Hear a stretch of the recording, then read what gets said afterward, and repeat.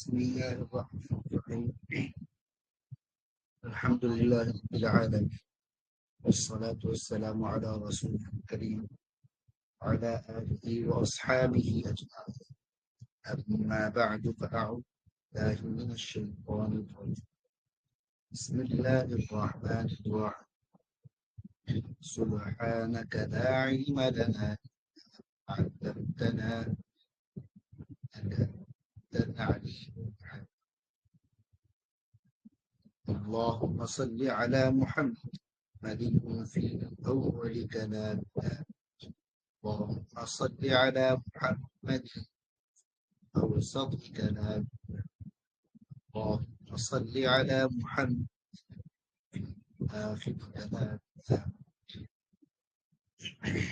हमारा आज का जो सेशन है वो है कैंडलस्टिक पैटर्न पर। आवाज कम आ रही है? इधर बराबर आ रही है। एक बार सारे जिनका कम आ रहा है वो लोग एक बार रिज्वाइन कर लीजिए, निकल के दोबारा ज्वाइन कर लीजिए। हमारा आज का जो सेशन है वो काफी इम्पोर्टेंट सेशन है। ये सेशन शेयर मार्केट की यूं समझ लीजिए कि बुनियादों में से ना। शेयर मार्केट के अंदर दो तरह के पैटर्न पर ट्रेडर्स फॉलो करते हैं। एक तो कैंडलस्टिक पैटर्न होता है और एक होता है चार्ट पैटर्न। चार्ट पैटर्न हम लोग बाद में सीखेंगे। जिस बंदे को कैंडलस्टिक पैटर्न के साथ साथ शेयर मार्केट के सपोर्ट, रेजिस्टेंस, एक्यूमुलेशन, डिस्ट्रीब्यूशन और इसी तरीके से जो है दूसरे जो हमने अभी तक पढ़े हैं और उसके साथ साथ बेसिक इंडिकेटर्स का इल्म हो, जैसे आरएसआई हो गया, एमएससीडी हो गया, मूविंग एवरेजेस हो गया, तो मेरे ख्याल से उसके लिए शेयर मार्केट का इतना ही सीखना काफी है। मजीद की जरूरत ही नहीं रही। तो आज का जो सेशन है वो इसी पर है, कैंडलस्टिक पैटर्न पर ही है। कैंडलस्टिक पैटर्न को पढ़ने से पहले पहले हमें कैंडलस्टिक की जरूरत क्या है कैंडलस्टिक पैटर्न, ये तो हम लोग पहले ही पढ़ चुके हैं। हमें नया कुछ यहाँ पर हम लोग सीखने वाले हैं नहीं। प्राइस का विजुअल चार्ट होता है जो हर टाइम पीरियड के ओपन, हाई, लो, क्लोज को विजुअल फॉर्म में दिखाता है। कहाँ पर आगाज हुआ, कहाँ पर इख्तिताम हुआ और कहाँ ऊपर तक गया था और कहाँ नीचे तक गया है। शुरू कहाँ पर हुआ, बंद कहाँ पर हुआ, ऊपर कहाँ तक गया था, नीचे कहाँ तक गया है। ये वही ओपन, हाई, लो, क्लोज होता है। समझ रहे? इसमें अलग से नया कुछ भी नहीं है। इसलिए जो है हम लोग एक बेसिक देख रहे हैं। हर कैंडल में बायर्स और सेलर्स का प्रेशर छुपा होता है, ये हमें मालूम है। हमने हर कैंडल की साइकोलॉजी को अच्छे से पढ़े हुए हैं। आप लोगों को याद है बायर और सेलर्स के, हर कैंडल की बायर्स और सेलर्स की प्रेशर का तो सब मेरे ख्याल से सबको याद होगा ही। माशाअल्लाह, अल्हम्दुलिल्लाह, सबको याद है। ओके, माशाअल्लाह। और मार्केट के जज्बात को आसानी से समझा जाता है। किससे? इसी कैंडलस्टिक पैटर्न के जरिए हम मार्केट के जज्बात को भी समझ जाते हैं। समझ रहे कितने काम की चीज है।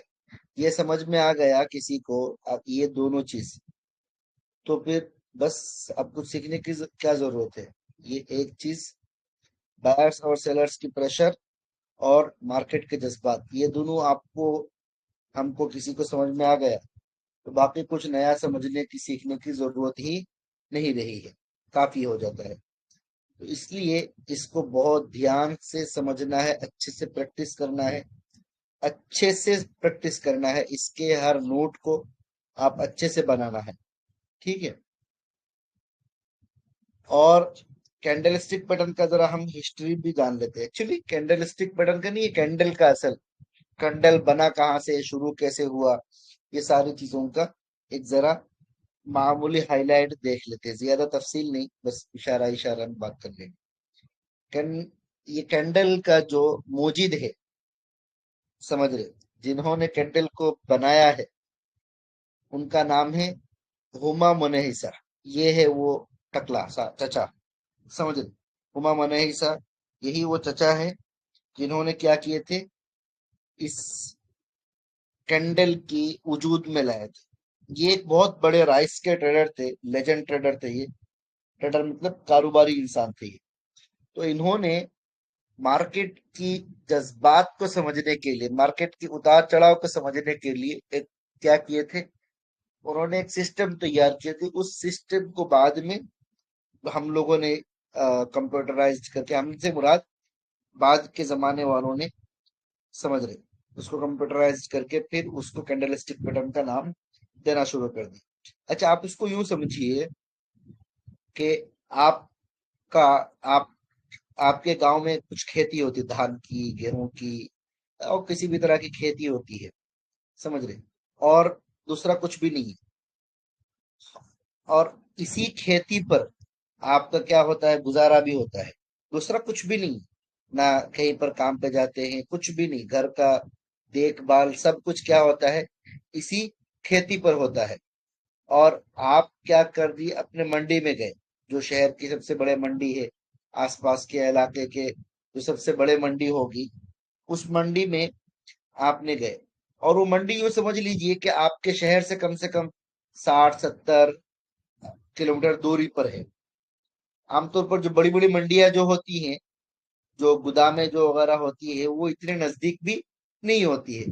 थोड़ा सा 2-3 डिस्ट्रिक्ट मिलकर एक आध होते हैं, ऐसे रहते हैं आमतौर, समझे। तो आपने 60-70 किलोमीटर की दूरी का सफर तय किए, और उसके बाद वहां, क्योंकि आपको अच्छे से मालूम होगा कि जो बड़े बड़े मंडियों में जो बड़े बड़े कारोबारी होते हैं, बिल्कुल सुबह सुबह हो जाता है।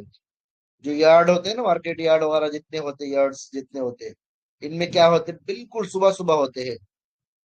ज्यादातर कारोबार वगैरह होते हैं बिल्कुल सुबह सुबह। तो आप रात भर सफर करके गए, और सुबह के वक्त जाने के बाद आपको पता चला कि चलो एक बोरी गेहूं की कीमत जो है 100 रुपया, कि हमने अंदाजा लगा रहे हैं, 100 रुपये तो होता नहीं है। एक बोरी गेहूं की कीमत 100 रुपया है।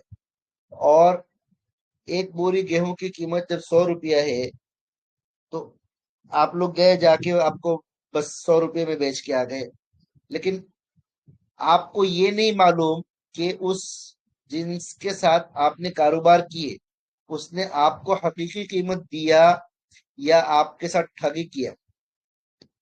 तो आप क्या करेंगे, आप बजाय 100 रुपये में बेचने के बजाय आप क्या करेंगे, आप इंतजार करेंगे, कहेंगे कि एक काम करता हूं, मैं इंतजार करता हूं और पता लगाता हूं, यहाँ के जो मकामी लोग हैं या जो लोग कल थे, उनसे जरा खबर लेता हूँ कि कल मार्केट की क्या प्राइस रही है, उससे पहले दिन क्या रही है, और कल दिन भर के उतार चढ़ाव कैसे रहे हैं, समझ रहे, दिन भर के उतार चढ़ाव कैसे रहे हैं। तो आपको एक अंदाजा लग जाता है। कल सुबह का जब शुरू हुआ मार्केट, तो उस वक्त 100 रुपया था, और 10 बजे के आसपास जो है वो मार्केट गया था 120 रुपया में। और फिर जोहर के वक्त ये आ गया 95 में। और फिर इसी तरीके से आपको क्या हो जाता है, एक अंदाजा लग जाता है कि रात का जब बंद हुआ, रात को जब मार्केट बंद हो रहा था 9 बजे, 6 बजे, 8 बजे, जो भी रहेगा, उस वक्त जो आखिरी प्राइस जो रही है, क्लोजिंग प्राइस जो रही है, वो क्या है, वो रहा है 100 रुपया। तो इस तरीके से क्या होता है, आपको एक अंदाजा लग जाता है। तो यही वजह था, ये जो राइस ट्रेडर थे, इन्होंने भी क्या किए, इसी चीज को समझने के लिए उन्होंने एक सिस्टम तैयार किया, लकड़ी और ईंट और दूसरी चीजों के जरिए सिस्टम तैयार किए थे, जिसको कि वो मंडी में जब कारोबार माल लेकर जाते और लेकर वापस आते, एक माल लेके जाते, दूसरा माल लाते भी थे वो। तो इसी वजह से वो क्या करते थे, पता लगाते थे कि कीमतें क्या चल रही है, इसी को देखते हुए। इस तरीके से मौसम का एतबार भी होता है। बाज मौसम में बाज चीजें महंगी हो जाती हैं, बाज चीजें बहुत सस्ती हो जाती हैं। बाज मौसम में ऐसा हो जाता है, अभी मिसाल के तौर पर ये जो क्या नाम उसका लहसुन वगैरह है, ये बहुत सस्ते चल रहे हैं, 100 रुपये के आसपास कीमतें चल रही है। और एक मौसम ऐसा आ जाता है जब 400 450 रुपये तक कीमत पहुंच जाती है। तो ये क्या है, ये उसी चीज को समझने के लिए हुमा मुनहिसा मुनहिसा, ये जो चचा है ना, दिख रहा है आपको, ये चचा, यही चचा है हुमा मुनहिसा। इसी इन्हीं चचा ने क्या किए, इसका आगाज किए थे, इन्वेंट किए थे, इसको मौजिद है, कैंडलस्टिक बटन के मौजिद है वो कौन थे, एक लेजेंडरी ट्रेडर थे वो, लेजेंडरी राइस ट्रेडर थे, मैंने जो बता दिया आपको। और ये कब के थे और कहाँ के थे, इन द 70s, ये 1700 ईस्वी के आसपास के थे। और ये कहाँ के थे, सकाता जापान, जापान के अंदर जगह है सकाता, वहां के थे वो, सकाता जापान के ये साहब थे। ठीक है। और रीजन क्या है, जो मैंने पहले बता, to better understand rice price movements and analyse market emotions, जो मैंने हिंदी में इतने देर में बताया, अंग्रेजी बाबू ने उसको एक जुमले में खत्म कर दिया। ठीक है। अच्छा, ये दुनिया में कैसे फैला, रीच इन वेस्टर्न वर्ल्ड, ये दुनिया में वेस्टर्न वर्ल्ड में कैसे आया ये, तो ये एक शख्स था स्टीव नेसन निसन, ये जो बंदा है स्टीव निसन, इसका फोटो वोटो नहीं दिया मैंने, सिर्फ नाम दे दिया। इन्होंने क्या किए, इंट्रोड्यूस इन 1980s, 1980 की दहाई में, 1980 में क्या किए थे इन्होंने, जो है इसका इंट्रोडक्शन करवाए थे। उन्होंने कैसे इंट्रोडक्शन कराया, थ्रू हिज बुक।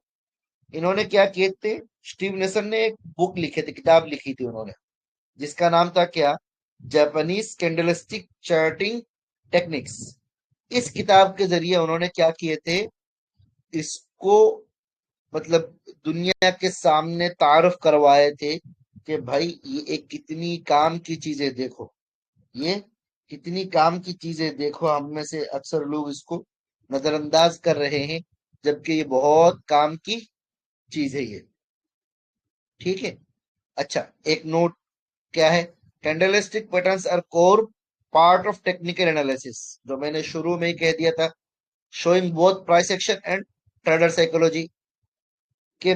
देखिए एक चीज मैं बता दूं आपको कि कैंडलस्टिक पैटर्न जो है ना, ये जो शुरू में बता दिया था कि ये बुनियाद है, ये शेयर मार्केट के क्या है, बुनियाद ही। इससे क्या होता है, ट्रेडर की साइकोलॉजी समझ समझ में आती है।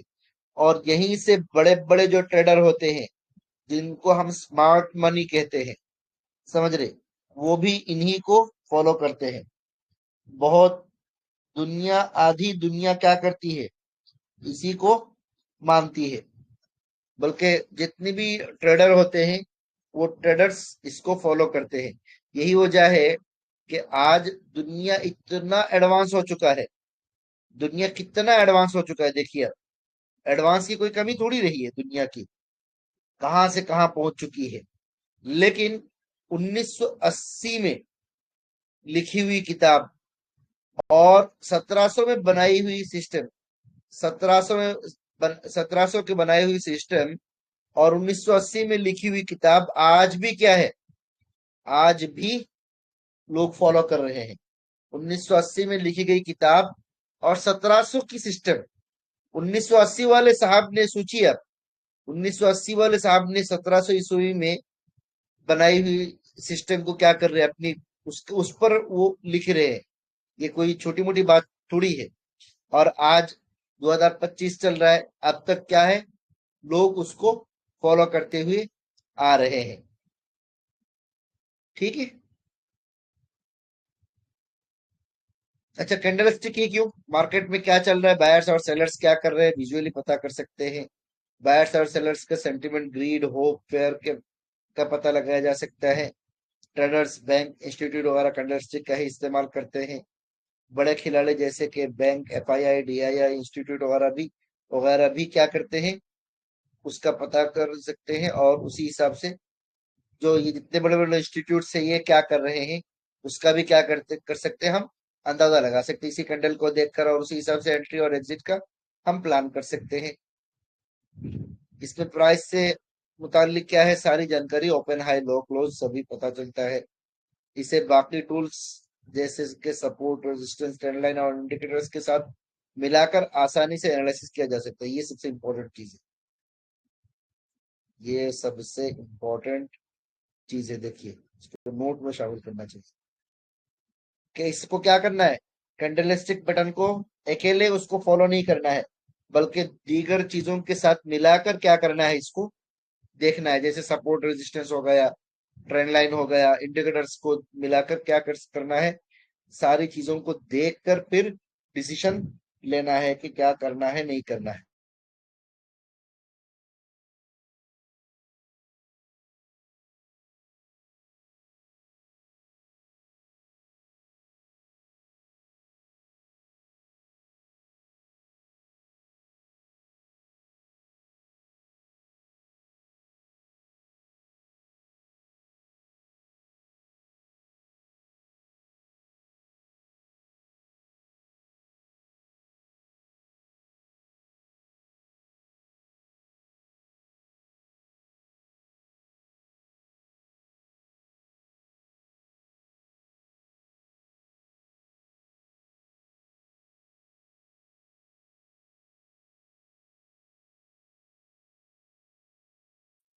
सब सही चल रहा है ना?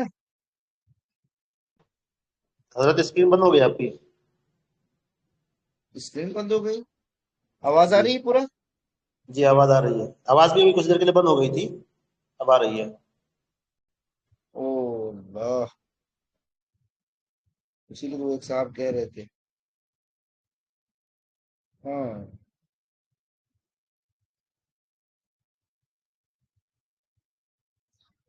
ओके ओके, अभी सही है।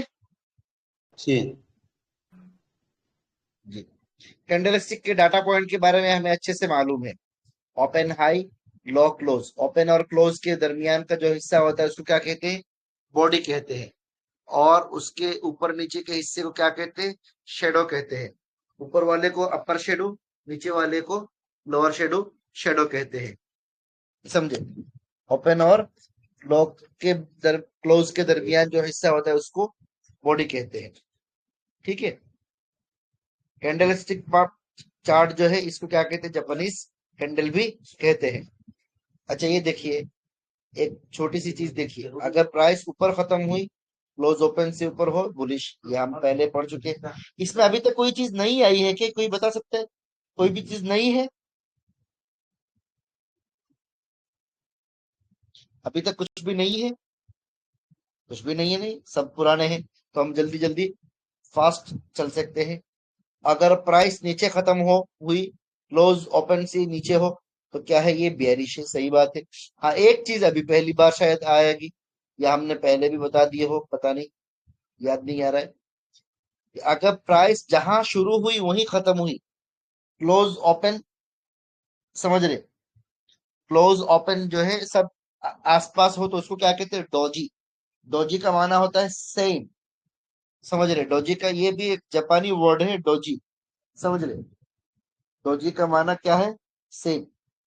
अच्छा, डोजी भी पहले आ चुका है, मतलब नया कुछ भी नहीं है। ओके। अच्छा, कैंडलस्टिक चार्ट क्या है, ये हमें उस टाइम पीरियड का ओपन हाई लो क्लोज के बारे में बताता है। बॉडी क्या है, शुरुआत के प्राइस से खत्म के प्राइस के बीच में जो फासला होता है उसको बॉडी कहते हैं। ये भरा हुआ होता है। असल में हम लोगों ने इस साल जो बीच में जो दो सेशन लिए है ना कैंडलस्टिक पैटर्न पर, ये पिछले साल नहीं लिए थे, समझ रहे। ये मैंने अपने अपने मतलब समझ से और अपने तजुर्बा की बुनियाद पर ले लिया था दो सेशन। और ना ये सारी चीजें यही आपको मालूम पड़ता था, कैंडलस्टिक पैटर्न में ही मालूम पड़ता था। इसलिए आप लोगों के लिए बहुत आसान हो गया ये दो सेशन की वजह से, कि पूरा 1.5-2 महीना तक आपको इस पर अच्छे से काम करने का मौका भी मिल गया। तो समझ में भी आ गई कैंडल की अच्छी कैंडलस्टिक पैटर्न की जो है अच्छी खासी साइकोलॉजी पर आप ऑलरेडी काम कर चुके हैं। बस अभी हर एक कैंडल का नाम पता चलेगा आपको, बस और कुछ नहीं। समझे?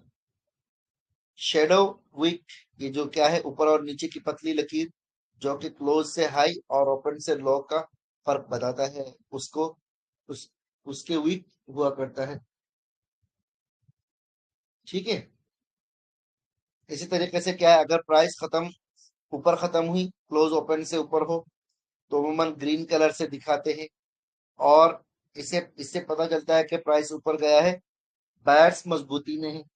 हम पहले ही पढ़ चुके हैं ये सारी चीजें, नया कुछ भी नहीं। अगर प्राइस नीचे खत्म हुई, क्लोज ओपन से नीचे हो, तो अमूमन रेड कलर से दिखाते हैं।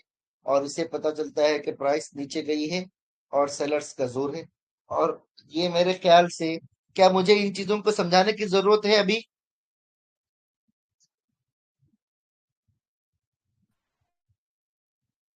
अल्हम्दुलिल्लाह। मतलब आप लोगों को अजबर याद है। बहुत अच्छा, माशा। ओके। लॉन्ग वर्सेस शॉर्ट, ये भी हम पढ़ चुके हैं। बड़ी कैंडल मतलब उस दिन उतना ज्यादा प्राइस ऊपर नीचे गया है। छोटी कैंडल मतलब के उस दिन उतना कम प्राइस ऊपर नीचे गया है। ये जो बड़ी कैंडल की साइकोलॉजी और छोटी कैंडल की साइकोलॉजी, ये तो अच्छे से हमने पढ़ चुके हैं। Bullish candle, super bullish candle और सुपर बियरिश कैंडल, इस तरीके से हमने अच्छे से शायद इन चीजों को पढ़ लिए हैं। मुझे लगता है कि अगर किसी को क्लियर नहीं हो, तो वो दोनों वीडियो दोबारा देख ले, काफी हो जाएगा। नया कुछ भी नहीं है। अच्छा, लॉन्ग बॉडीज का क्या मतलब है? हाँ, नाम नहीं पढ़े, सही बात है। बस मैंने कहा था ना कि हम नाम बाद में पढ़ेंगे, बस अभी सिर्फ और सिर्फ क्या है, असल जो चीज है, मग्ज है। वो कहते हैं ना, आम खाने से मतलब रखो, गुटली गिनकर क्या करना है। समझ रहे हो? वो ऐसी जगह पे फिट होता है असल में। आम खा लिया, अब गुटली पर गुटली गिनेंगे। समझे? अच्छा, लॉन्ग बॉडी, जितनी बड़ी बॉडी मतलब उतना ही स्ट्रॉन्ग कैंडल। ग्रीन बॉडी मतलब क्या है जी? ग्रीन बड़ी बॉडी, बायर्स पूरी तरह जोर में है। सेलर्स या तो सेलर्स पूरी तरह जोर में है, दोनों सेम होगा। अगर कैंडल रेड है तो सेलर्स जोर में है, कैंडल ग्रीन है तो बायर्स जोर जोर में है।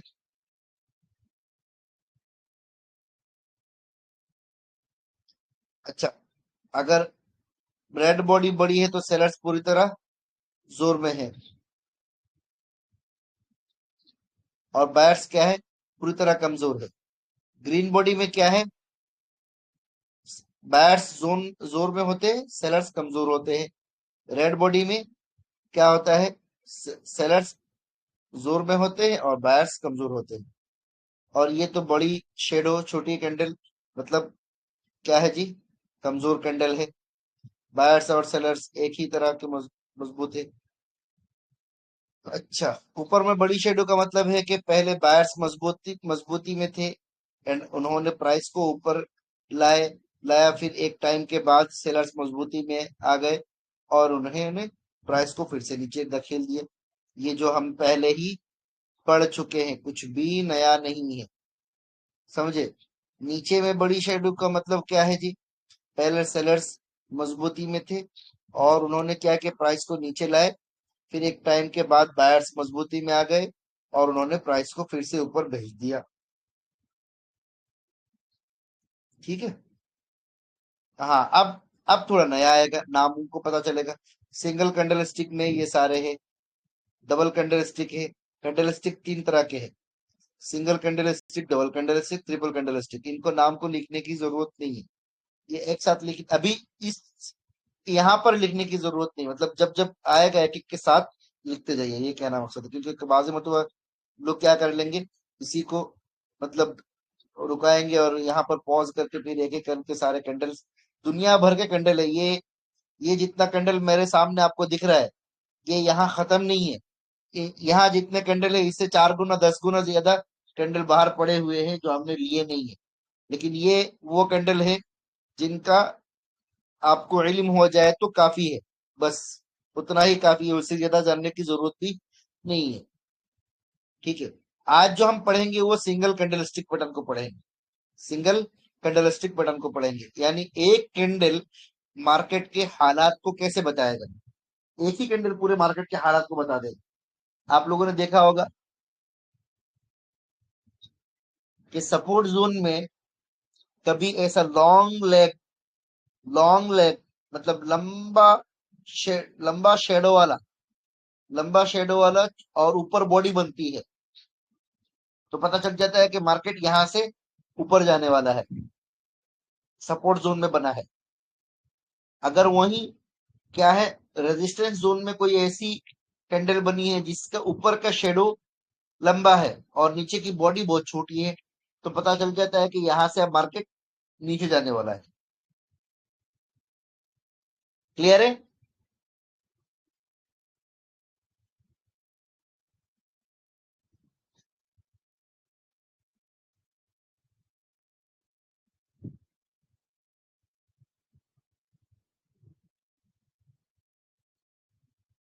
सबसे पहला है मारू बोजू।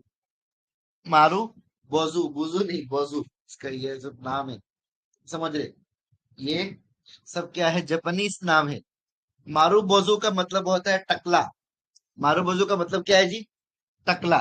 ये दिख रहा है आपको? टकला, चचा। मारू बोजू का मतलब क्या है? टकला। समझे? ये जो टकला चाचा दिख रहे हैं, ये इनका नाम क्या है जी? मारू बोजू है ये। समझे?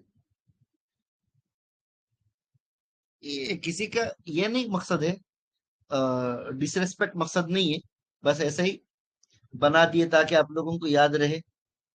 समझे?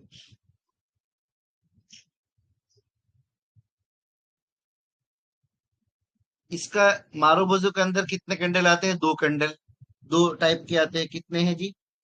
Bullish, bearish. Bullish marubozu, bearish marubozu.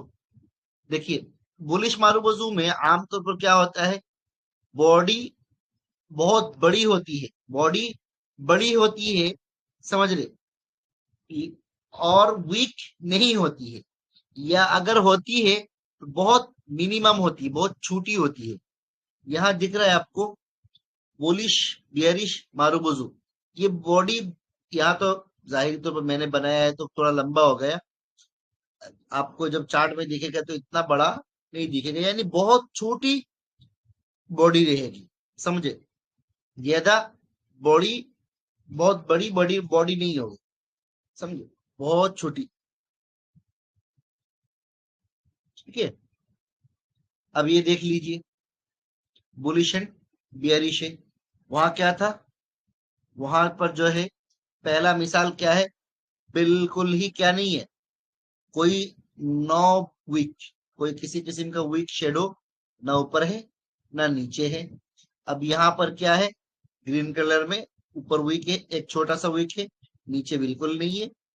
और रेड में छोटा सा एक वीक नीचे है, ऊपर बिल्कुल नहीं है। यहाँ पर उसका ऑपोजिट हो गया, मतलब बहुत मिनिमम रहेगा, बॉडी बड़ी रहेगी और वीक जो रहेगी वो बहुत छोटा, बहुत मिनिमम।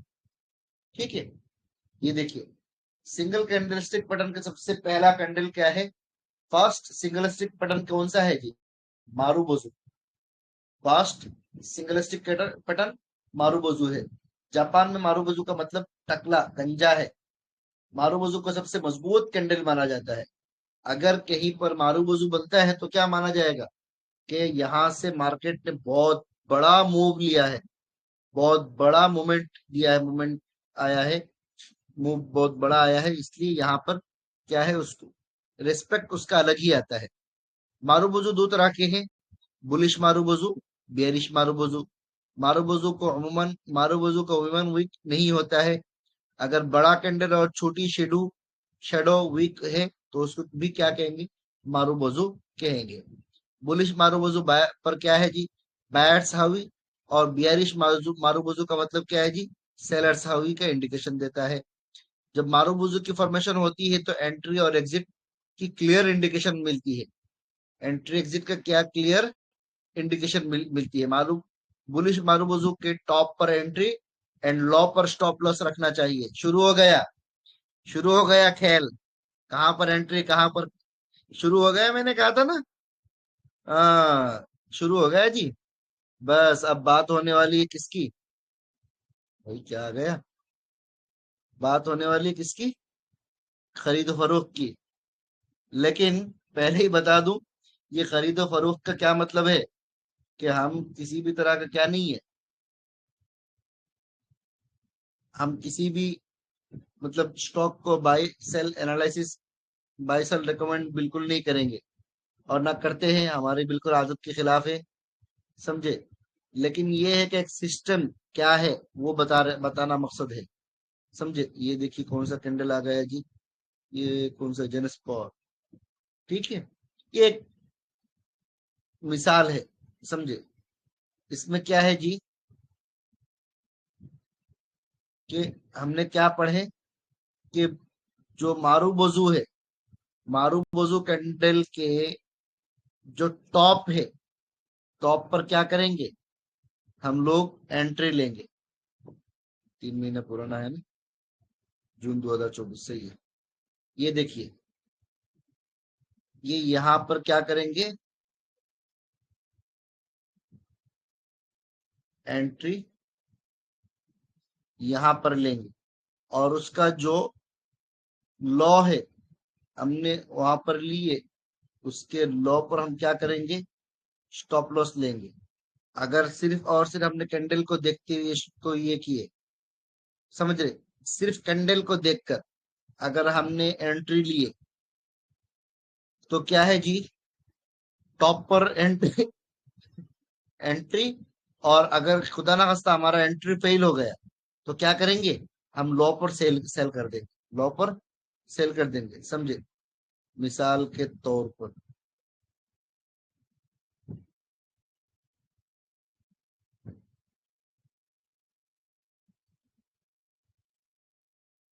अच्छा, एक चीज और बताता हूं मैं।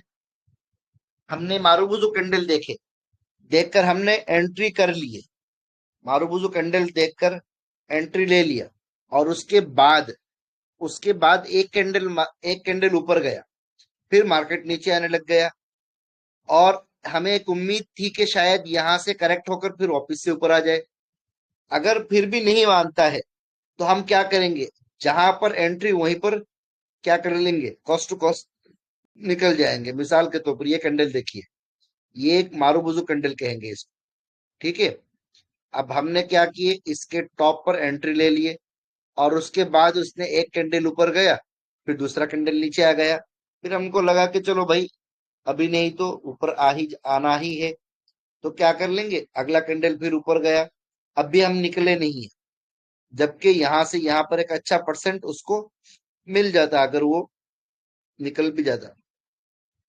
मार्केट में सबसे इंपॉर्टेंट चीज है अपने फियर एंड ग्रीड को, अपने इमोशन को कंट्रोल करना। अगर एंट्री ले लेता तब भी 5% लेके वो निकल जाता था, बट खैर कोई बात नहीं, नहीं निकला कोई बंदा। तो क्या कर लेंगे भाई, हम जहां पर लिए थे उतने पे कम से कम निकल जाएंगे इसी कैंडल पे। ये कैंडल जब बनेगा तो कॉस्ट टू कॉस्ट हम निकल जाएंगे कम से कम। अगर कॉस्ट टू कॉस्ट नहीं निकलते थे तो ये देखिए यहाँ पर 3 कैंडल कॉस्ट टू कॉस्ट पे बना है, और उसके बाद फिर बराबर कहाँ आया? अच्छा नीचे लेवल पे आया, और बहुत नीचे तक गया हुआ है। देखिए अभी मिसाल के तौर पर ये एक कैंडल है, मारूबुजू कैंडल है, एक एग्जांपल बता रहा हूं। अगर हमने एंट्री ले लिए इसके टॉप पर, हालांकि सही नहीं है लाइव चार्ट पर बताने की, जो बताना सही नहीं है, लेकिन ये एक एग्जांपल बता रहे हैं। इसके टॉप पर हमने क्या किए? एंट्री ले लिए हमने, एग्जांपल के तौर पर एंट्री ले ली हमने। ये सब डिलीट कर देता हूं मैं, पुराने सारे। इसके टॉप पर हमने एंट्री ले लिए तो कितना होगा? 282 पर हमारा एंट्री होगा। अब हम लोग क्या करेंगे? इस तो अच्छा, इसको लिख लेता हूं मैं। इफ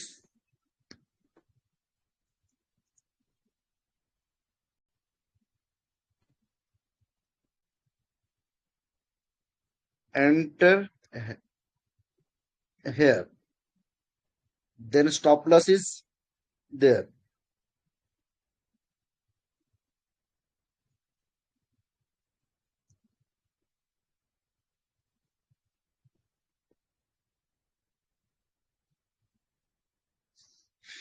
ठीक है, नो,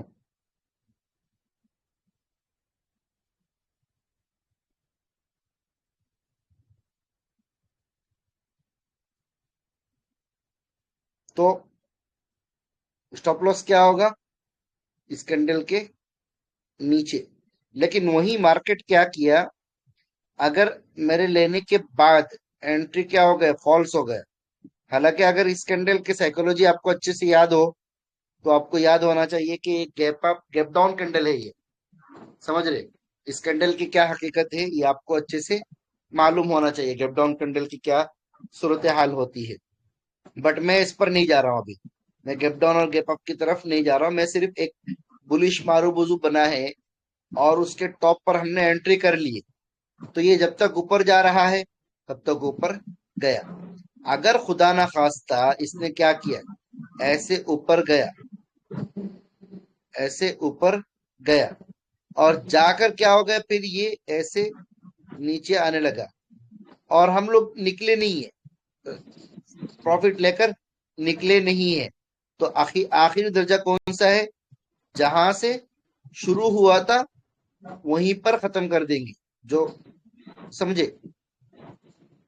ये उस वक्त की बात है जब क्या है, हमारा प्रॉफिट लेकर ऊपर की तरफ गया था। अगर लेने के बाद क्या हो गया, मार्केट फौरन थोड़ा ऊपर जाके नीचे की तरफ आ गया, तो क्या है, यही हमारा स्टॉप लॉस होगा। बात समझ में आ गई।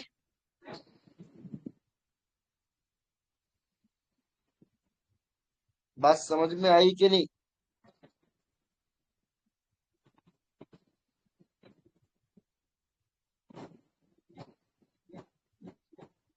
ये चीजें अच्छे से याद रखिए, काम की चीजें ये। अच्छा, ये उस वक्त की बात कर रहा हूं जब सिर्फ आप कैंडलस्टिक पैटर्न पर जज कर रहे होंगे।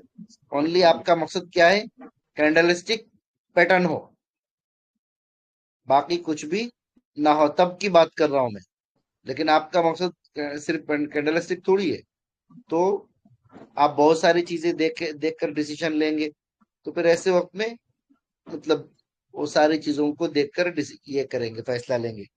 मैं ये कह रहा हूं कि जब आप कैंडलस्टिक की बुनियाद पर डिसीजन लेंगे, तो कैंडलस्टिक की बुनियाद पर क्या करना चाहिए, इसको खत्म करना चाहिए। इस वीडियो इसको दोबारा देख लीजिए, क्योंकि अभी हमें बहुत सारे पढ़ाना है।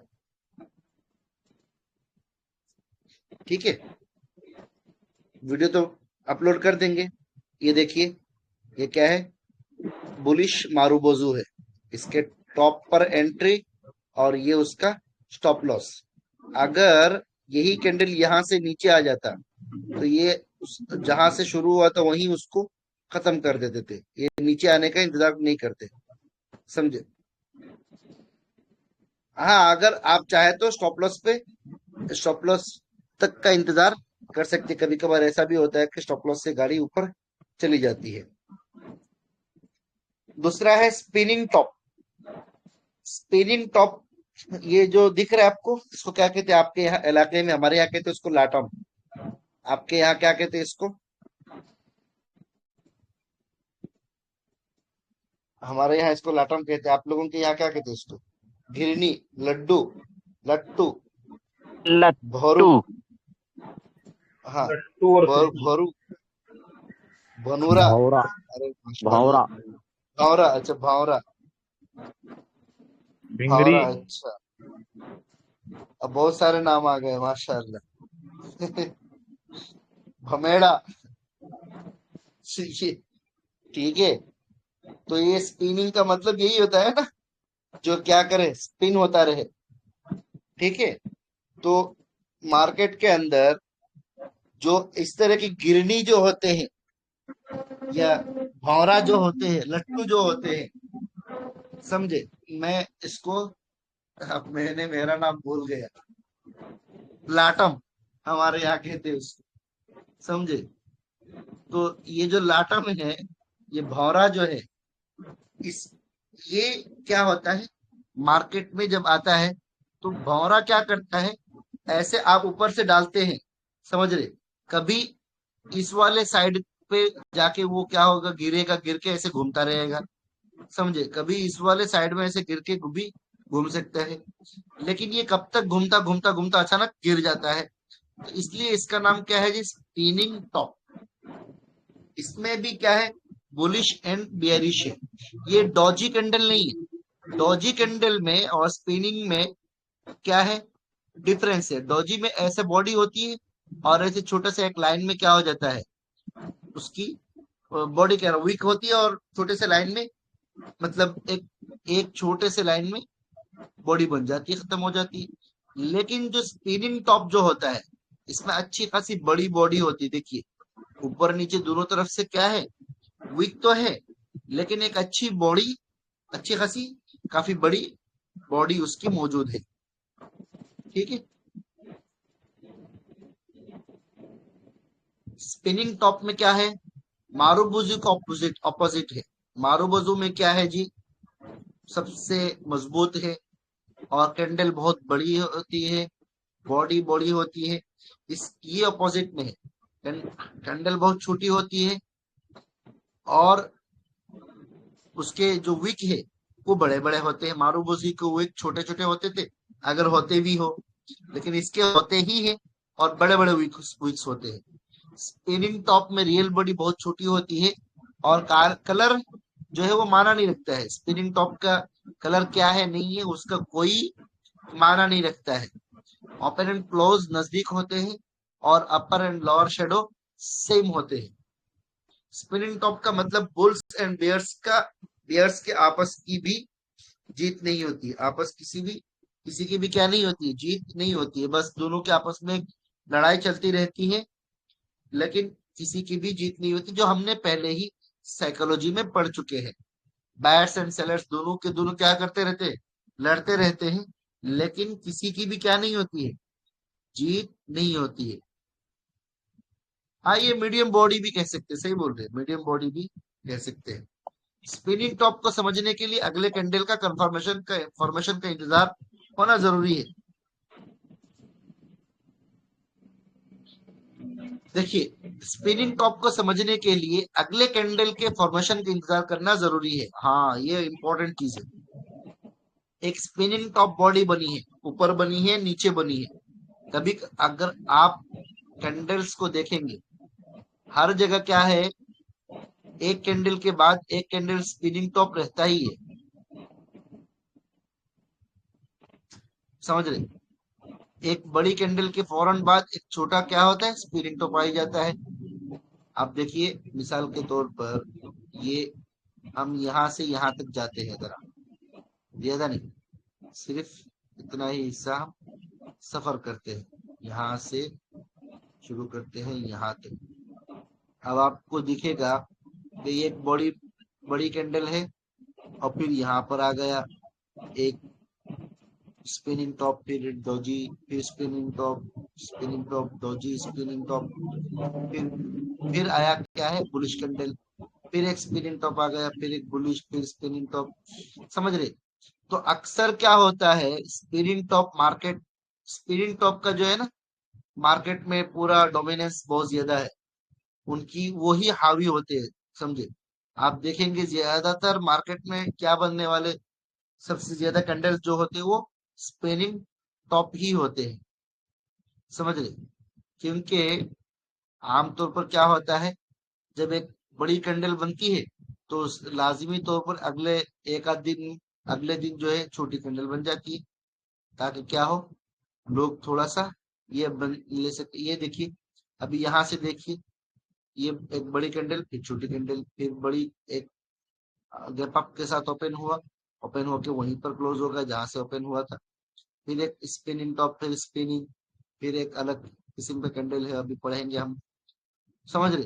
फिर एक दो बड़े कैंडल, फिर दो कैंडल आ गया, फिर यहाँ पर एक मारुबुजू कैंडल बना, फिर दो स्पिनिंग टॉप बन गए, फिर दो मारुबुजू, फिर एक मारुबुजू, फिर एक स्पिनिंग, फिर एक स्पिनिंग, और ये दोनों, ये भी स्पिनिंग टॉप है, फिर अच्छा एक बड़ा मारूबुजू, फिर नीचे आ गया, फिर वापस से ऊपर चला गया।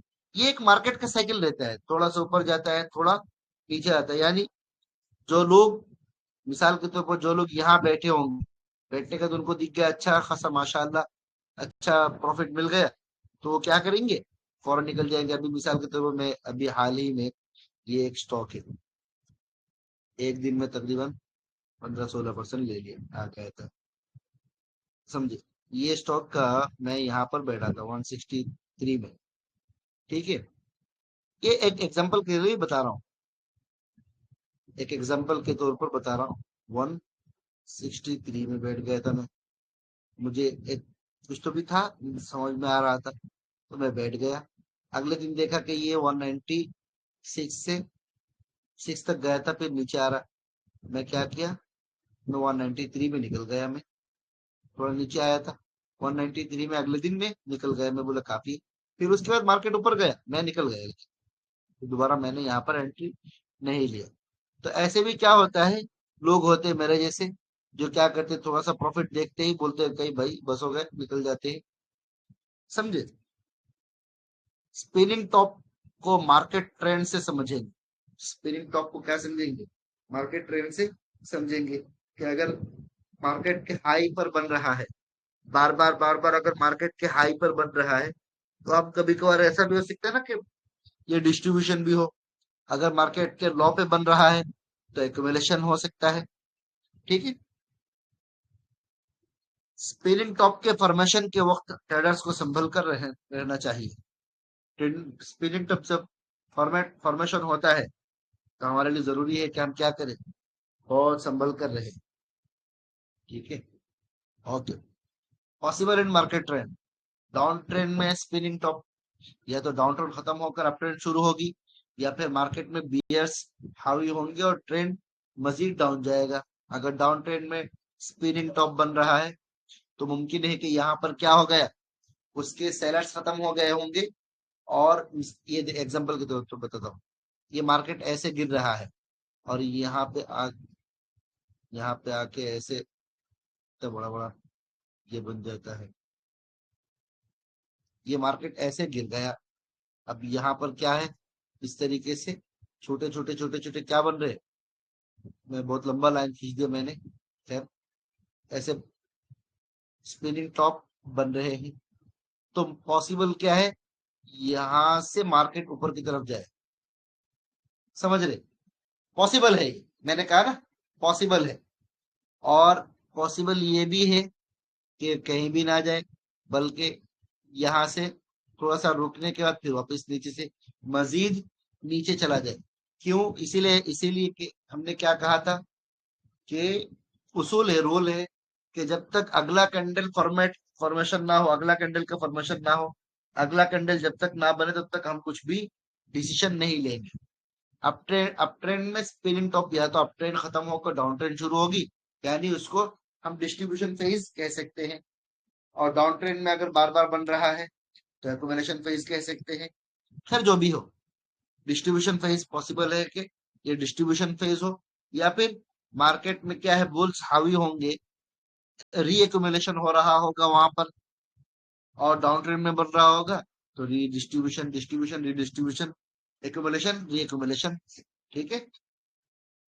अब आप देख लीजिए यहाँ पर एग्जाम्पल, यहाँ पर एग्जाम्पल देख लीजिए, यहाँ पर एक्यूमुलेट हुआ, इस जगह पर क्या हो गया, एक्यूमुलेट हुआ, मार्केट ऊपर की तरफ चला गया। यहाँ पर डिस्ट्रीब्यूट हुआ, मार्केट नीचे की तरफ आ गया, ठीक है, क्लियर है। Dose doji the same thing, doji सिर्फ एक किस्म का नहीं, मुख्तलिफ होता है। डोजी को क्या ये डोजी क्या है, ये जो नॉर्मल दिखने वाला जो है, जिसके ऊपर नीचे बॉडी सेम है, और बीच में एक छोटा सा क्या है, बॉडी है, उसको क्या कहते हैं, से ऊपर नीचे लंबे विक्स हैं, और बड़े बड़े विक्स हैं, बीच में छोटा सा बॉडी है, तो उसको हम क्या कहते हैं, डोजी कैंडल कहते हैं। और इस वाले डोजी को क्या कहते हैं, neutral doji.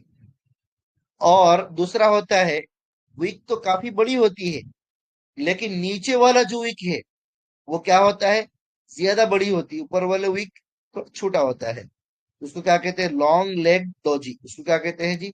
Long leg doji, लंबे पाँव वाला डोजी।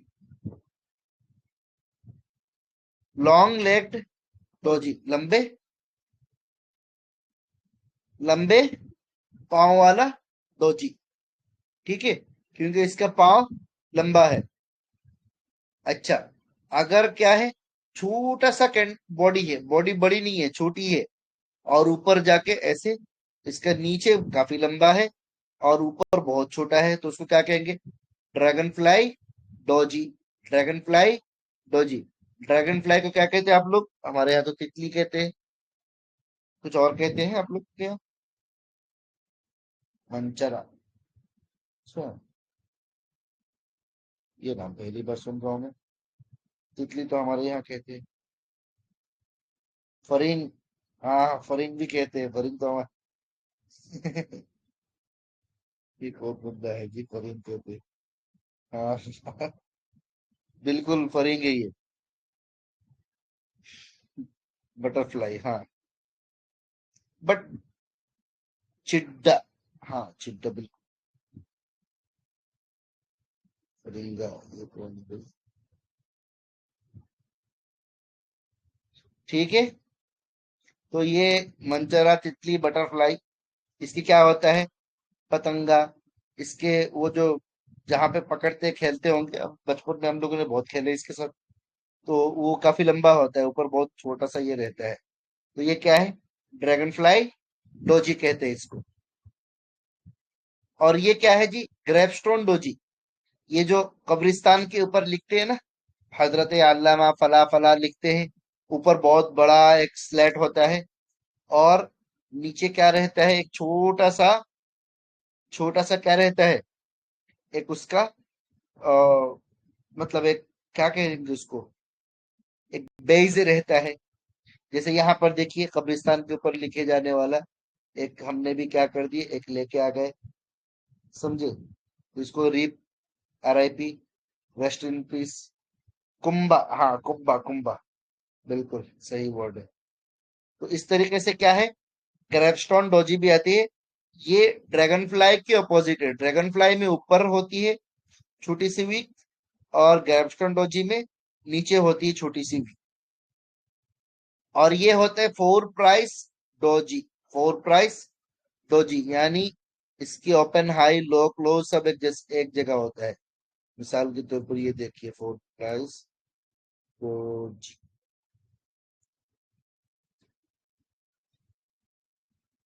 तो ये किंडल, कुतबा कुतबा कुंबा कह रहा हूं मैं भी, ये हो गया। हाँ, इसमें है क्या? इसमें होना नहीं चाहिए।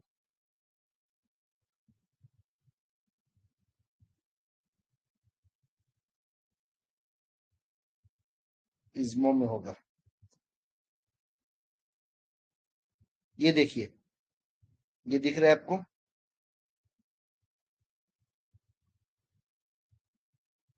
ये दिख रहा है? ये एक लाइन में खत्म होगा, एक लाइन, सिर्फ एक लाइन में। समझ रहे? ये दिख रहा है आपको? एक लाइन में है सिर्फ। इसके ऊपर वीक, नीचे वीक कुछ भी नहीं है। गैप अप या गैप डाउन में, या उसी जगह पे ओपन हो सकता है। उसको क्या कहते हैं जी? Four price doji. Four price doji कहते हैं उसको। ठीक है, न्यूट्रल डोजी में सबसे पहले, ओ,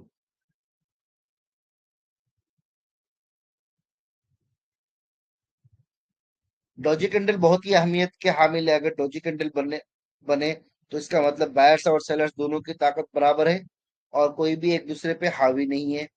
डोजी कैंडल की ओपनिंग और क्लोजिंग एक ही पॉइंट पर होती है, और ये आसपास होती है। डोजी कैंडल में बॉडी नहीं होती है, अगर होती भी है तो बहुत छोटी होती है। डोजी कैंडल का शेडो लंबा होता है, अपर एंड लोअर शेडो सेम होते हैं।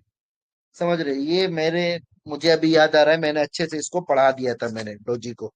कैंडलस्टिक साइकोलॉजी जब मैं हम लोग पढ़ रहे थे, तब हमने इसको अच्छे से पढ़ लिए थे, मुझे जहां तक याद आ रहा है। लॉन्ग लेग डेजी आखिर में पूछ लीजिए। लॉन्ग लेग डेजी कैंडल का मतलब लंबा टांगों वाला doji. Doji doji candle pattern support या रेजिस्टेंस पर बने तो क्या है जी? ट्रेंड रिवर्सल का संकेत है। ये सिर्फ लॉन्ग लेग के बारे में नहीं चल रहा है। डॉजी कोई भी मतलब डॉजी बन रहा है, लॉन्ग लेग डोजी बन रहा है या न्यूट्रल डोजी, दोनों में से कोई भी बन रहा है, तो इसका मतलब क्या होता है? ट्रेंड को रिवर्स कर सकते हैं। अगर ऊपर बन रहा सपोर्ट, ऊपर रेजिस्टेंस पे बन रहा है तो इसका मतलब मार्केट नीचे आने का पॉसिबल है, और अगर सपोर्ट पे बन रहा है तो मार्केट पॉसिबल है कि ऊपर की तरफ जाए। ठीक है। डॉजी कैंडलस्टिक पैटर्न में कलर माना नहीं रखता है, कलर कुछ भी नहीं हो, कुछ भी हो सकता है। इस तरह के कैंडल को न्यूट्रल इंडिसिशन कैंडल कहते हैं, क्योंकि बायर्स क्या करते हैं जी, प्राइस को ऊपर ले जाना चाहते हैं और सेलर्स नीचे ले जाना चाहते हैं, लेकिन दोनों नाकाम होते हैं। और ये दोनों के हुक्म एक है, डोजी कैंडल और लॉन्ग लेग डोजी कैंडल, दोनों का हुक्म सेम है, बस सिर्फ नाम अलग अलग है। ये देखिए, doji candle, neutral doji candle दोनों मिल जाएगा, neutral doji and long leg doji दोनों मिल जाएगा। ये देखिए, ये वाला न्यूट्रल डोजी है, और उसके बाद में तीसरा कैंडल देखिए, दूसरा कैंडल ये वाला लॉन्ग लेग डोजी, ये दिख रहा है आपको? ठीक है।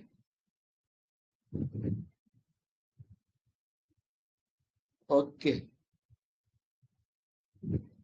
Neutral doji and long leg doji देखिए, बहुत सारे एग्जांपल हो गए। ये भी एक और एग्जांपल है। एंट्री इन सपोर्ट जोन, पहले से सपोर्ट एंड रेजिस्टेंस को मार्क करके रखे। हाँ, अब बात आ गई खरीदो फरोख्त। एंट्री कहाँ लेना है? अगर सपोर्ट पे है, सपोर्ट पर अगर क्या बन रहा है? लॉन्ग लेग डोजी बन रहा है, तो मैंने पहले ही कहा था कि अगर किसी सपोर्ट पर अगर डोजी कैंडल्स बन रहे हो, या किसी भी तरह के इंडिसिशन कैंडल बन रहे हो, चाहे वो कौन सा है, लॉन्ग लेग डोजी हो, चाहे वो न्यूट्रल डोजी हो, चाहे वो स्पिनिंग टॉप हो, समझ रहे? तो किसी भी तरह का इंडिसिशन कैंडल बन रहा है, ये स्पिनिंग टॉप, न्यूट्रल डोजी, और इसी तरीके से लॉन्ग लेग डोजी, ये सब का हुक्म सेम है। सबके हुक्म क्या है जी? सेम होते हैं।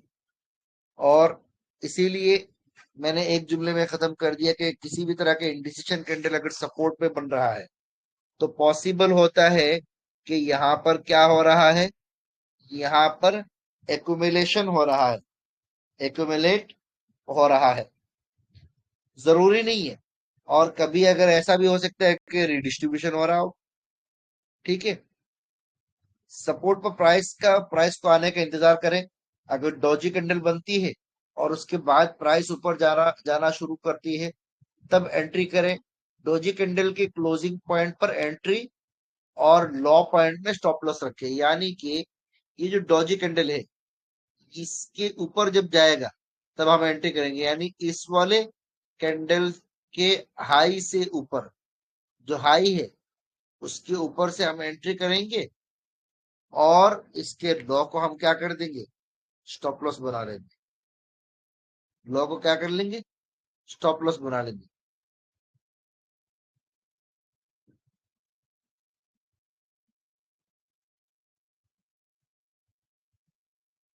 ठीक है।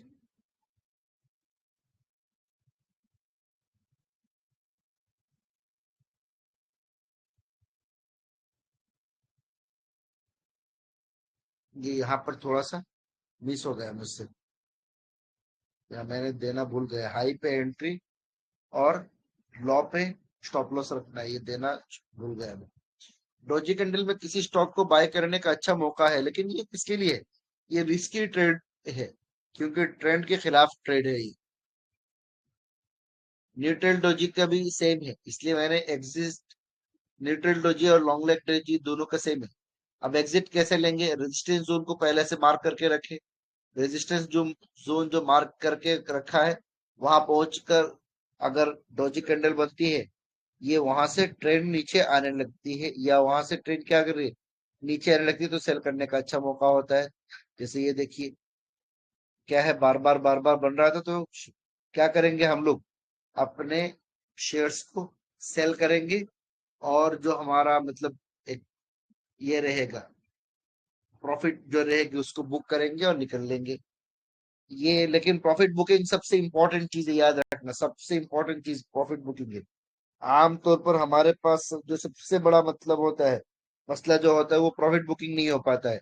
हम लालच में रहते हैं और प्राइस हम लोग देखते हैं प्रॉफिट में है, फिर भी हम उसको बुक नहीं कर पाते, सोचते हैं कि मजीद प्राइस ऊपर जाएगा, मजीद ऊपर जाएगा, एनालिसिस पैरालिसिस हो जाता है फिर वो, समझ रहे। तो एनालिसिस को पैरालिसिस नहीं करना है, अपने प्रॉफिट को बुक करते रहना है। अगर कभी यकीन कामिल है कि और मजीद ऊपर जाएगा, तो आपने 100 स्टॉक लिए हैं, तो कम से कम क्या कर देना है, एक हिस्सा बेच के पहले ही रख देना है, ताकि कभी जरूर अगर खुदा ना खास्ता नीचे आ गया, तो आप जहां से कॉस्ट टू कॉस्ट आप निकल जाए। मिसल 100 स्टॉक लिए और आपने क्या कर दिए, 30 स्टॉक निकाल दिए, 30% आपने पहले निकाल दिए, 30 स्टॉक निकाल दिए। अब रहा 70 स्टॉक, ऊपर गया तो ठीक है, अच्छी बात है।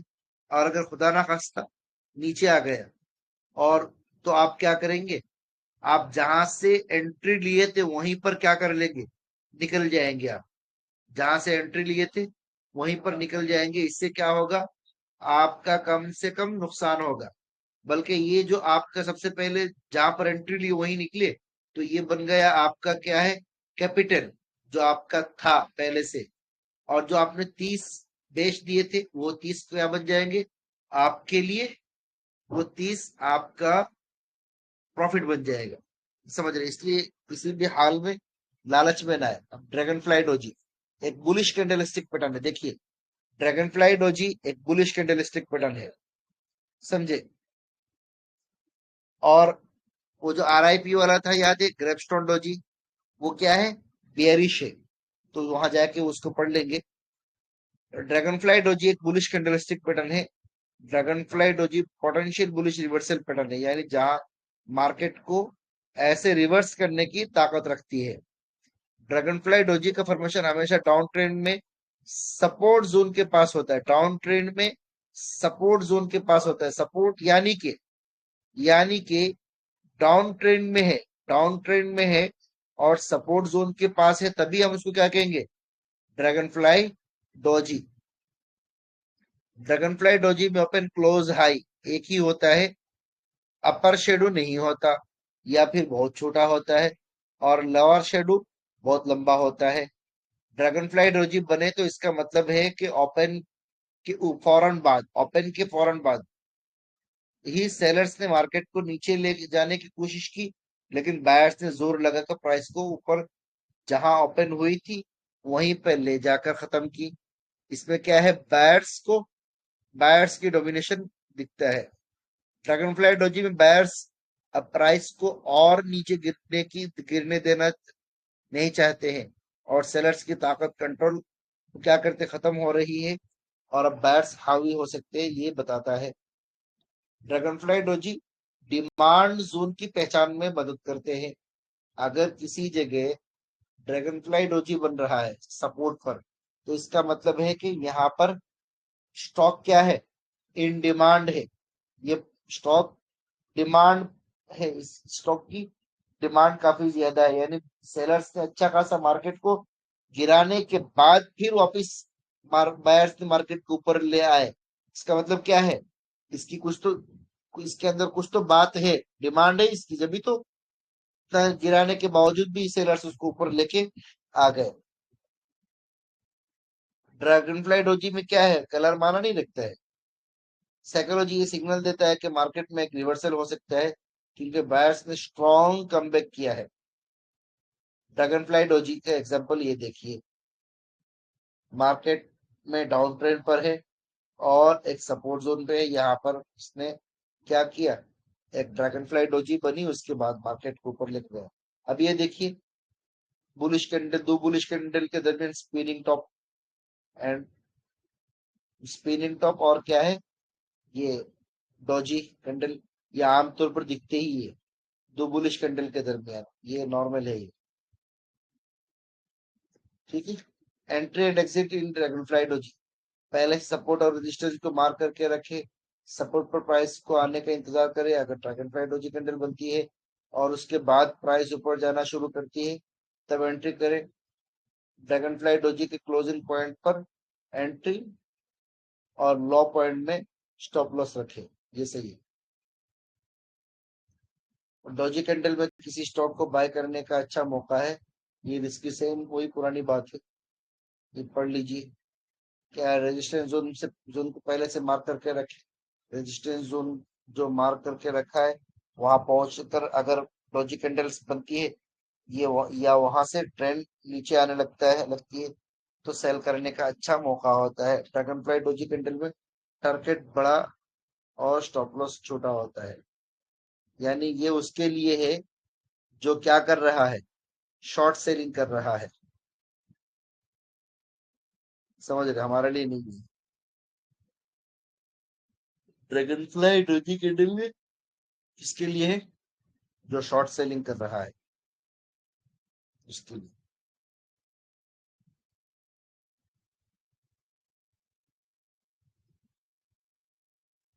कुछ भी समझ में नहीं आया, मैंने भी कह दिया शॉर्ट सेलिंग के लिए, सबके सबने हाँ भरते हुए खामोशी के सब कबूल भी कर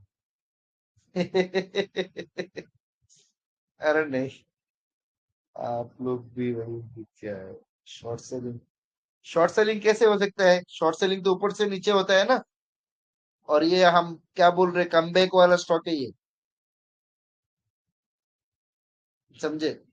अगर हम यहाँ पर एंट्री ले रहे हैं तो ये शॉर्ट सेलिंग थोड़ी है, ये तो न्यूट्रल है, सही सही एंट्री है ये, फिर ऊपर की तरफ जाता है। बट है क्या, क्या जी, रिस्की ट्रेड है। ग्रेवस्टोन डोजी, ये देखिए उसका ऑपोजिट है, जो कुछ भी दिखे, ग्रेवस्टोन डोजी एक बेयरिश कैंडलस्टिक पैटर्न है और पोटेंशियल बेयरिश रिवर्सल पैटर्न है। ग्रेवस्टोन डोजी का फॉर्मेशन हमेशा अप ट्रेंड में रेजिस्टेंस जोन के पास होता है।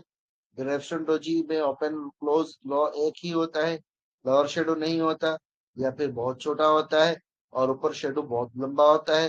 ग्रेवस्टोन डोजी बनने बने तो इसका मतलब है कि ओपन के फौरन बाद ही बायर्स ने मार्केट को ऊपर ले जाने की कोशिश की, लेकिन सेलर्स ने जोर लगाकर प्राइस को नीचे जहां ओपन हुई थी वहीं पे ले जाकर खत्म। ग्रेफेंडोजी में सेलर्स अब प्राइस को और ऊपर जाने देना नहीं चाहते और बायर्स की ताकत कंट्रोल खत्म हो रही है और अब सेलर्स हावी हो सकते हैं। ग्रेफस्टोन डोजी में डोजी क्या है, सप्लाई जोन की पहचान में मदद हो सकती है। ग्रेफस्टोन डोजी में कलर मारा नहीं रखते, साइकोलॉजी क्या ये सिग्नल देता है कि मार्केट में एक बेयरिश रिवर्सल हो सकता है क्योंकि सेलर्स ने स्ट्रॉन्ग कमबैक किया है। मैंने कहा ना, जो ग्रेफस्टोन डोजी है ये क्या है, ड्रैगन फ्लाई डोजी का ऑपोजिट है, तो देख लीजिए सब कुछ वही।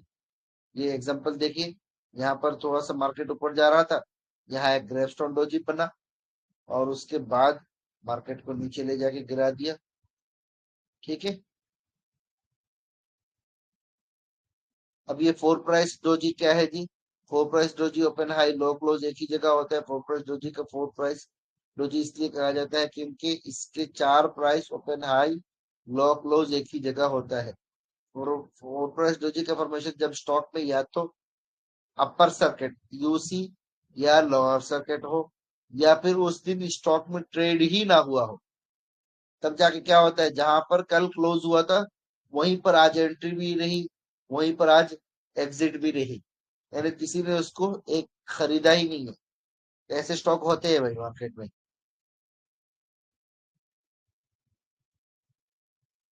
फोर प्राइस डोजी आमतौर पर मार्केट ओपन होते ही कोई स्टॉक अपर सर्किट या लोअर सर्किट लग जाए और क्लोज तक इसी प्राइस पर रहे तब नजर आता है, वरना नजर नहीं आता है, वरना उसको उसमें शेडो बन जाता है। ये देखिए फोर प्राइस डोजी वाले स्टॉक, ये शायद तिरुपति फॉर्ज लिमिटेड का स्टॉक ये लगाया था मैंने शायद, जहां तक मुझे याद आ रहा है।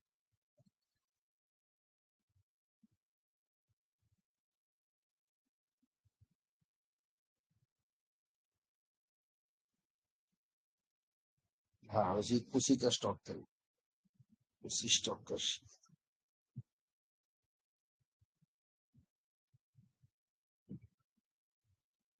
अच्छा खासा गिरावट के बाद अब ऊपर गया।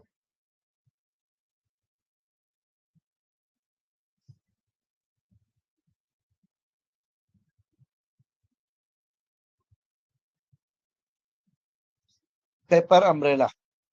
अब एक स्टॉक का एक किस्म क्या है, पेपर अम्ब्रेला। इसके अंदर दो तरह के स्टॉक आते हैं।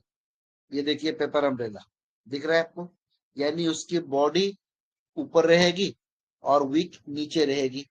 पेपर अम्ब्रेला एक ऐसा सिंगल कैंडलस्टिक पैटर्न है जो ट्रेडर को अपने ट्रेडिंग के डायरेक्शन को डिसाइड करने में हेल्प करता है।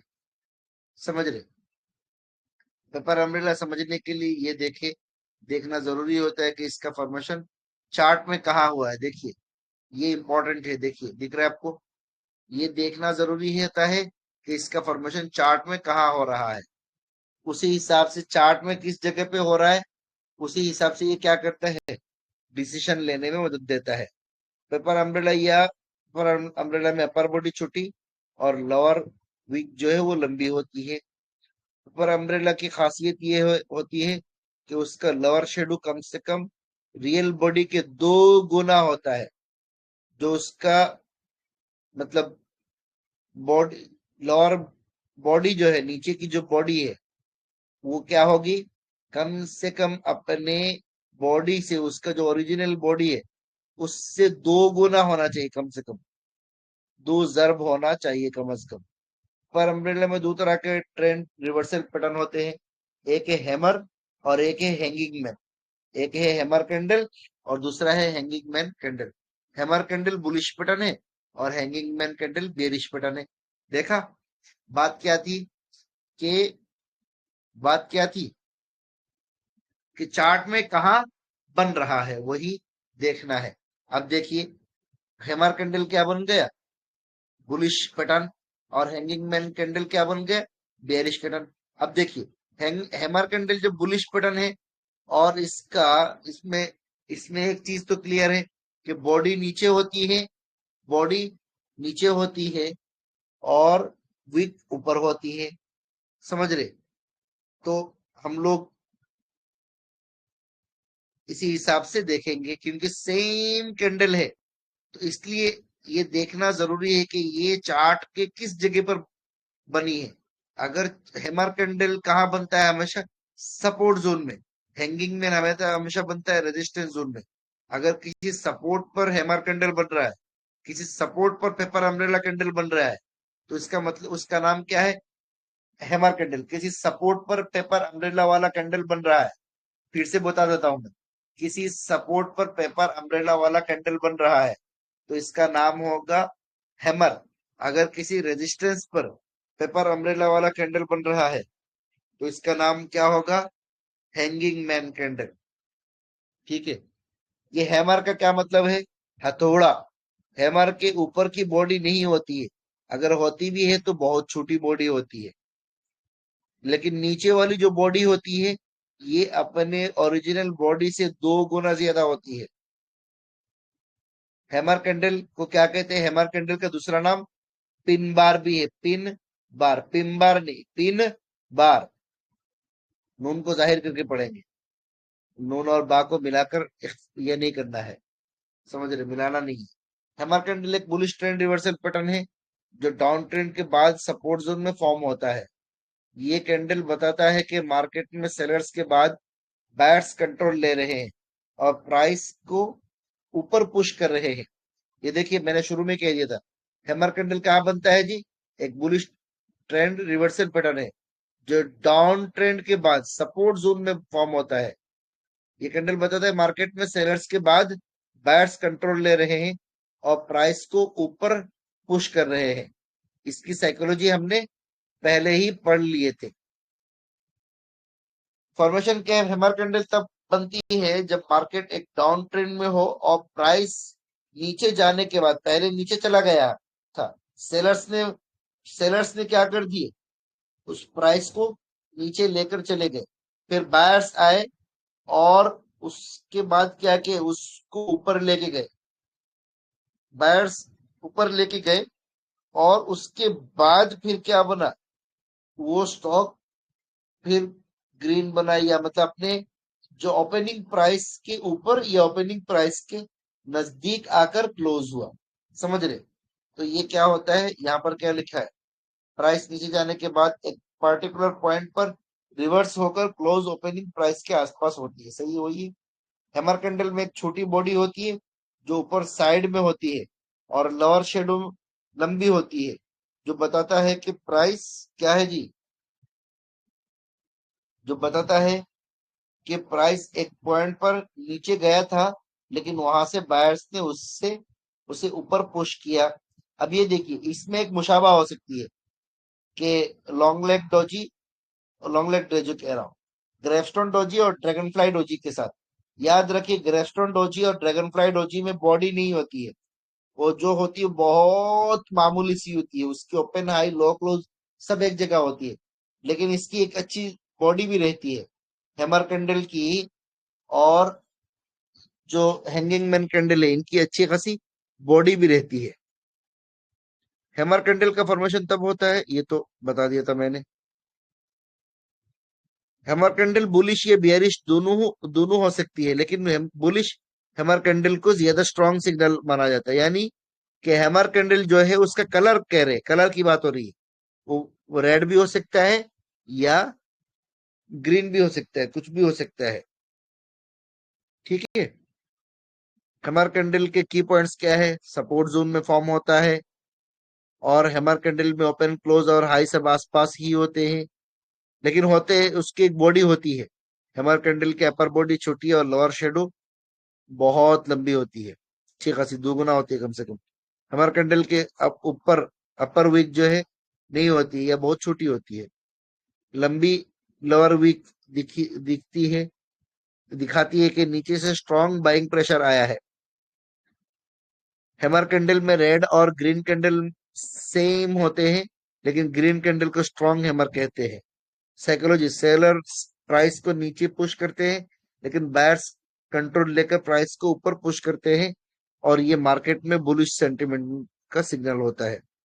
एंट्री पॉइंट हैमर कैंडल, ये देखिए इंपॉर्टेंट चीज, एंट्री कहाँ करनी है?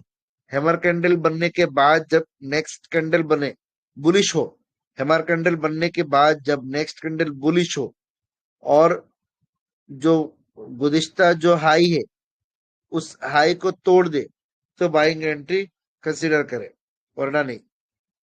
ये देखिए, पहले यहां पर क्या बना है? हैमर कैंडल बना है, फिर इसके ऊपर क्या बनेगा? एंट्री बनेगा इस कैंडल से। इस कैंडल के अप के ऊपर जो हाई है उसके ऊपर क्या बनेगा? एंट्री बनेगा। ये कौन सा है? बीपीएल है शायद। हाँ, बीपीएल।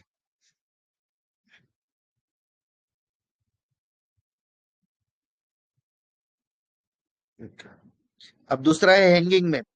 हैंगिंग मैन का क्या मतलब है? बंदा लटका हुआ है, कभी भी गिर सकता है। हैंगिंग मैन का क्या होता है साइकोलॉजी? कि एक बंदा लटका हुआ है, बेसहारा है, नीचे से कोई सपोर्ट नहीं है, कभी भी गिर सकता है। तो अगर ऐसे ही एक एग्जांपल के तौर पर बताता हूं मैं। अगर मिसाल के तौर पर मार्केट ऊपर की तरफ जा रहा था,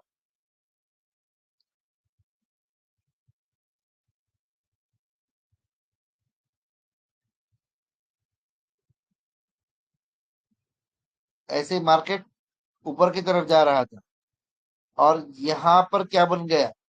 एक अम्ब्रेला कैंडल बन गया। ठीक है। अब टेंशन आता है अचानक, भाई यार क्या जरूर, अचानक यहाँ से क्या हो गया था कि मार्केट इतना नीचे आ गया, और फिर वापिस बायर्स ऊपर लेके चले गए। यानी कि यहाँ अब अगर सेलर्स पहले से थे जिन्होंने उसको नीचे कर दिए होंगे, या नहीं भी होंगे, तो क्या है, डर इस बात का है कि लोगों को एक खौफ तारी हो जाए और लोग पैनिक सेलिंग शुरू ना कर दें। हैंगिंग मैन कैंडल एक बेयरिश ट्रेंड रिवर्सल पैटर्न है जो अप ट्रेंड के बाद बनती है। ये कैंडल बताता है कि मार्केट में अप ट्रेंड के बाद बेयरिश सेंटिमेंट आ रहा है और प्राइस नीचे गिरने के चांसेस है। हैंगिंग मैन तब बनता है जब मार्केट एक अप ट्रेंड में हो और उसके बाद हैंगिंग मैन अपर स्मॉल बॉडी और lower long body candle form होती है। ये वही बात है, ऊपर की तरफ की जो बॉडी होगी छोटी होगी, और नीचे की जो वीक होगी वो काफी लंबी होगी। ये कैंडल बताता है कि बायर्स ने प्राइस को ऊपर ले जाने की कोशिश की थी, लेकिन सेलर्स ने प्राइस को वापस नीचे पुश किया कर दिया। लेकिन प्राइस क्लोज ऊपर के लेवल के पास ही होती है। हैंगिंग मैन कैंडल में लोअर शेडो लंबी होती है, जो बताता है कि प्राइस नीचे जा चुका था, लेकिन बायर्स ने उसे रिकवर कर दिया। अब इसका मतलब वही है कि अचानक यहाँ पर सेलर कहाँ से आ गए, जब मार्केट ऊपर की तरफ जा रहा था तो इसकी इतनी लंबी वीक कैसे बन गई नीचे की तरफ। अपर शेडो या तो होती ही नहीं, अगर होती है तो बहुत छोटी होती है। कैंडल का बॉडी छोटी होती है और अपर साइड में होती है, जबकि लोअर शेडो लंबी होती है। हैंगिंग मैन कैंडल का कलर रेड या ग्रीन हो, दोनों हो सकता है, लेकिन रेड कैंडल को ज्यादा स्ट्रॉन्ग बेयरिश सिग्नल माना जाता है। Hanging man candle market participant के बीच अनसर्टिनिटी और अपट्रेंड के एंड होने का इंडिकेशन देता होती है। अब की पॉइंट्स क्या है? Hanging man candle resistance zone में फॉर्म होती है। Hanging man candle bearish reversal का सिग्नल देती है। हैंगिंग मैन कैंडल में ओपन, क्लोज और हाई सब आसपास ही होते हैं। ये कैंडल अपट्रेंड के बाद बनती है और बताती है कि मार्केट में बियरिश सेंटीमेंट डेवलप हो रहा है। हैंगिंग मैन अपट्रेंड के बाद फॉर्म होती है। ये पैटर्न तब दिखता है जब एक स्ट्रॉन्ग अपट्रेंड के बाद मार्केट में थोड़ा सेलिंग प्रेशर आ जाता है। लॉन्ग लोअर शेडो ये बताता है कि प्राइस को सेलर्स ने नीचे पुश किया था, लेकिन बायर्स ने वापस थोड़ा सा रिकवर किया। रेड हैंगिंग मैन कैंडल ज्यादा स्ट्रॉन्ग बेरिश रिवर्सल सिग्नल देता है। साइकोलॉजी, मार्केट अपट्रेंड में चल रहा होता है और अचानक नीचे आने लगता है, जिसका मतलब बायर्स प्राइस को पहले ऊपर पुश किया था, लेकिन सेलर ने प्राइस को एक लेवल पर नीचे पुश कर दिया। इससे ये सिग्नल मिलता है कि अपट्रेंड वीक हो रहा है और मार्केट में बियरिश सेंटिमेंट डेवलप हो रहा है। एग्जिट पॉइंट क्या है शूटिंग स्टार के? हैंगिंग मैन के बाद जब नेक्स्ट कैंडल बियरिश और जो गुज़िश्ता लॉ को तोड़ दे तो सेलिंग प्लान कंसीडर कर सकते हैं। ये देखिए, पहले क्या बना है? हैंगमैन कैंडल एक बना है, अच्छा सूरत बना, और उसके बाद मार्केट को नीचे लेके आ गया। इन्वर्टेड हैमर, उल्टा हथौड़ा। इसमें क्या होता है जी? बॉडी नीचे की तरफ चली जाती है। ये भी क्या है जी? एक इन्वर्टेड हैमर कैंडल एक बुलिश रिवर्सल पैटर्न है, जो डाउन ट्रेंड के बाद दिखाई देती है। सपोर्ट जोन में बनता है। ये कैंडल बताता है कि मार्केट में एक सिग्निफिकेंट बाइंग इंटरेस्ट आया है, जो प्राइस को नीचे से ऊपर पुश करने की कोशिश कर रहा है। यानी कि यूं समझ लीजिए कि जिस तरीके से हमने हैंगिंग मैन कैंडल में ये देखा था कि ये अचानक मार्केट में, जब बायर्स पहले से हैं, मार्केट ऊपर जा रहा है, तो अचानक यहाँ ये कैंडल नीचे आया है क्यों? इसका वीक नीचे का वीक बना है क्यों? तो ऐसे इन्वर्टेड हैमर में क्या होता है? अगर इन्वर्टेड हैमर बन रहा है सपोर्ट जोन में, तो ये सवाल होता है कि ये कैंडल तो नीचे ही जा रहा था, ट्रेंड नीचे ही जा रहा था, तो अचानक क्या ऐसा मामला आ गया कि यहाँ पर इस कैंडल के ऊपर क्या बन गया? एक अच्छा बड़ा विक फॉर्म हो गया। फॉर्मेशन इन्वर्टेड हैमर कैंडल तब बनती है जब मार्केट एक डाउन ट्रेंड में हो और प्राइस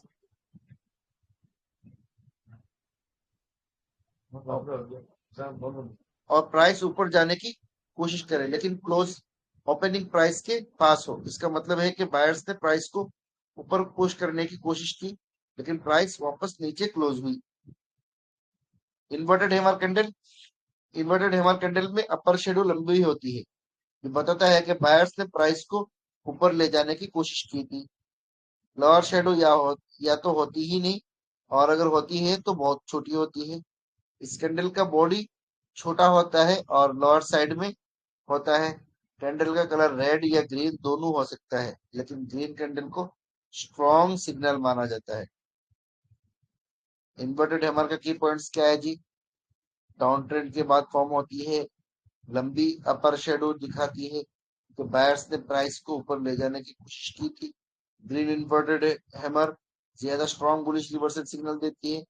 इन्वर्टेड हैमर क्या है? Bullish reversal pattern, down trend का फॉर्म होती है, लंबी अपर शेडो होती है। छोटी बॉडी होती है। साइकोलॉजी क्या है? इन्वर्टेड हैमर कैंडल का मतलब होता है कि बायर्स ने प्राइस को ऊपर पुश करने की पूरी कोशिश की, लेकिन सेलर्स ने प्राइस को वापस नीचे क्लोज कर दिया। फिर भी क्या हुआ? ये कैंडल बताती है कि मार्केट में बुलिश रिवर्सल के चांसेस है, क्योंकि बायर्स का प्रेशर इंक्रीज हो रहा है। ये देखिए, दिख रहा है आपको? इन्वर्टेड हैमर कैंडल दिख रहा है? इन्वर्टेड हैमर कैंडल दिख रहा है आपको? और उसके बाद मार्केट को ऊपर ले जाके छोड़ दिया। इसी का ऑपोजिट है शूटिंग स्टार, जो क्या बनता है? जो कि अप ट्रेंड में बनता है। शूटिंग स्टार क्या है? ये सारे एक को समझ लिए तो सब आसान है, कुछ भी मुश्किल कोई भी नहीं है। अच्छा, आप लोग सच्ची बात बताइए, मुश्किल लग रहा है? आप लोगों को मुश्किल लग रहा है क्या, ये बताइए।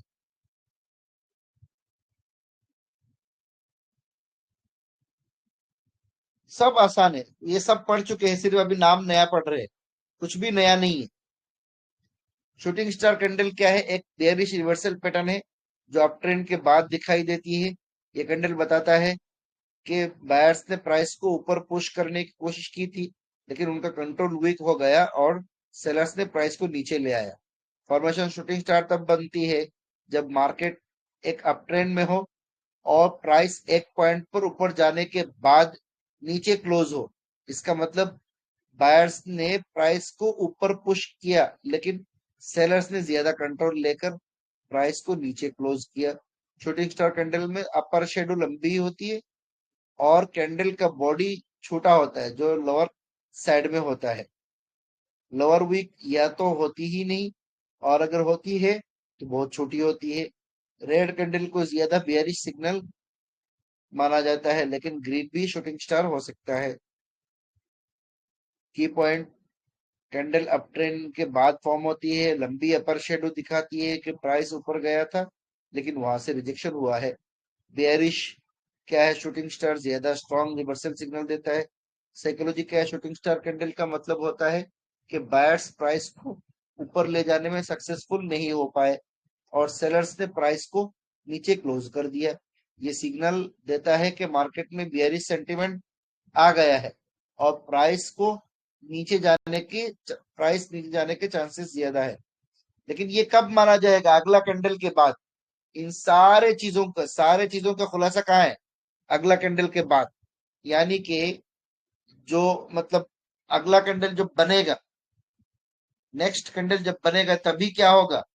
फैसला ले सकते हैं। नेक्स्ट कैंडल, कभी कभार ऐसा होता है कि दो दो बुलिश कैंडल के दरमियान एक छोटा मोटा इस तरह का कैंडल बन ही जाते हैं। ये देखिए, शूटिंग स्टार बना और उसके बाद मार्केट को नीचे गिरा दिया। दिख रहा है आपको? बॉडी कितनी लंबी है और वीक वीक बॉडी कितनी छोटी है, वीक कितना लंबा है। ठीक है, आज का सेशन यहाँ पर क्लोज हो। कुछ भी मुश्किल लगा क्या आप लोगों को? कुछ भी मुश्किल नहीं था, मुझे नहीं लगता है कुछ भी मुश्किल रहा आज। सब मुश्किल तो कुछ था नहीं, बहुत आसान था।